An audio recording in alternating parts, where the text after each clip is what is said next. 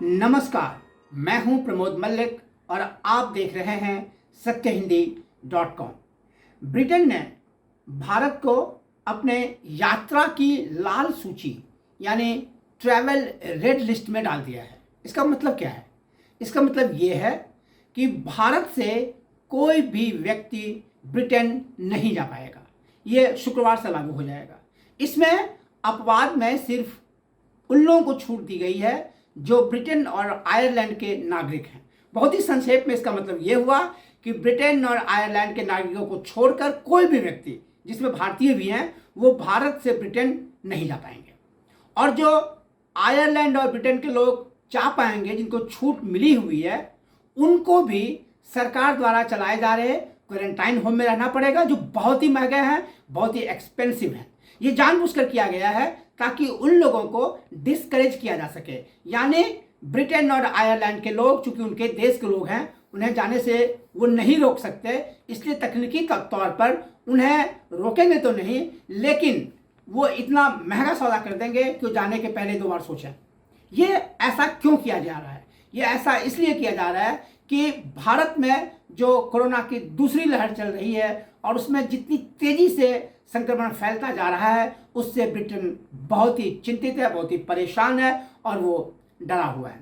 उस डर का आलम यह है कि ब्रिटेन के प्रधानमंत्री बोरिस जॉनसन का भारत आना था, भारत यात्रा थी, जो बहुत पहले ही तय थी, पिछले साल ही तय थी, और वो नहीं हो पाया क्योंकि भारत में उस समय कोरोना था। तो ये कहा गया था कि ठीक है, कुछ दिनों के बाद जाएंगे, और तब ये तय हुआ था कि इस महीने अप्रैल महीने में बोरिस जॉनसन, अगले हफ्ते बोरिस जॉनसन भारत आते और प्रधानमंत्री नरेंद्र मोदी से मुलाकात करते, बात करते और दोनों देशों के दोतरफा रिलेशंस को ठीक करने में और भी महत्वपूर्ण भूमिका क्या हो सकती है, ये विचार विमर्श करते। लेकिन वो सब खत्म हो चुका है। वो यात्रा टाली नहीं गई है, वो यात्रा रद्द कर दी गई है। यानी ब्रिटेन के प्रधानमंत्री बोरिस जॉनसन भारत नहीं आ रहे हैं। इसके दूरगामी नतीजे हैं। इसका एक बहुत बड़ा जो असर पड़ेगा भारत पर, वो ये है कि ब्रिटेन, जो कुछ दिनों पहले तक यूरोपियन यूनियन में था, उसने यूरोपियन यूनियन छोड़ दिया है, उसके बाहर आ गया है। भारत को इस स्थिति का फायदा हो सकता था।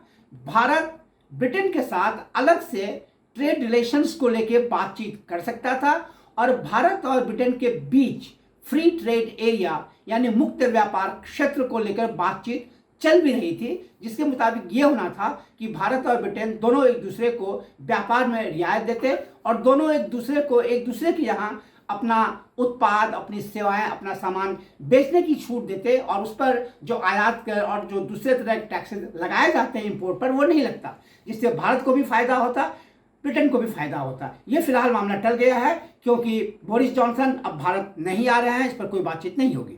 ये ऐसे समय हो रहा है जब भारत में वाकई कोरोना को लेकर बहुत ही बड़ा संकट है। रविवार को स्वास्थ्य विभाग के आंकड़ों के अनुसार 24 घंटे के अंदर भारत में 2,73,000 लोग कोरोना से संक्रमित हुए और लगभग 1,600 लोगों की मौत हो गई। इसके एक दिन पहले यानी शनिवार को भारत में कोरोना से लगभग 2,61,000 लोग प्रभावित हुए थे, संक्रमित हुए थे और लगभग 1,500 लोगों की मौत हो गई थी। तो ये जो रोजाना कोरोना इन्फेक्शन की रफ्तार है, वो तेजी से बढ़ रही है। देश में जगह जगह से ये खबरें आ रही हैं कि ऑक्सीजन नहीं मिल रहे हैं, वेंटिलेटर नहीं मिल रहे हैं, हॉस्पिटल में बेड नहीं मिल रहे हैं, आईसीयू नहीं है। बहुत जगह से ये खबरें आ रही हैं कि जो मौत हो रही है वो इतनी ज़्यादा संख्या में हो रही है कि लोगों को ठीक से अंतिम संस्कार नहीं किया जा रहा है, लोगों को कब्रिस्तान में जगह नहीं मिल रही है, लोगों को स्मशान घाट में स्थान नहीं मिल रहा है। ये जो कोरोना की स्थिति है, ये भयावह स्थिति है। इन भयावह स्थिति की वजह से ही ब्रिटेन ने भारत को रेड लिस्ट में डाला है। और मैं आपको ये भी बता दूं, ये भारत के लिए बहुत अच्छी स्थिति इसलिए भी नहीं है कि उसी रेड लिस्ट में बांग्लादेश भी है, पाकिस्तान भी है। यानी भारत की स्थिति कम से कम कोरोना के मामले में बांग्लादेश और पाकिस्तान जैसी हो गई है। ये जो रेड लिस्ट में जाने का है, इस रेड लिस्ट में जाने से भारत के लोगों के, पेशेवर को, प्रोफेशनल्स को, स्टूडेंट्स को और बिजनेस और ट्रेड जगत से जुड़े हुए लोगों को बहुत ही दिक्कत होगी, क्योंकि उन्हें अब सामान्य जो वीज़ा मिलता है वो भी नहीं मिलेगा, टूरिस्ट वीज़ा भी नहीं मिलेगा, वो जा ही नहीं पाएंगे, उनको टिकट नहीं मिलेगी। ये जो स्थिति है, ये भारत के लिए चिंताजनक है। ये ब्रिटेन के लिए चिंताजनक है। अब हमें देखना यह पड़ेगा कि ब्रिटेन कब तक भारत को इस रेड लिस्ट से बाहर निकालेगा, उसमें कुछ समय लगेगा। तब तक आप देखते रहिए सत्यहिंदी.com। आप हमारे फेसबुक पर जाएं, हमारे ट्विटर अकाउंट पर जाएं, हमारे यूट्यूब चैनल को देखें, सब्सक्राइब करें और हमारे सत्य हिंदी के ऐप को डाउनलोड करें, जिसके लिए आप इसी वीडियो के डिस्क्रिप्शन पर जाएं, वहां आपको लिंक मिलेगा, उस लिंक को क्लिक करें और वो ऐप डाउनलोड हो जाएगा फ्री में। तो देखते रहिए सत्यहिंदी.com। सत्य हिंदी का ऐप डाउनलोड करें गूगल प्ले स्टोर पर।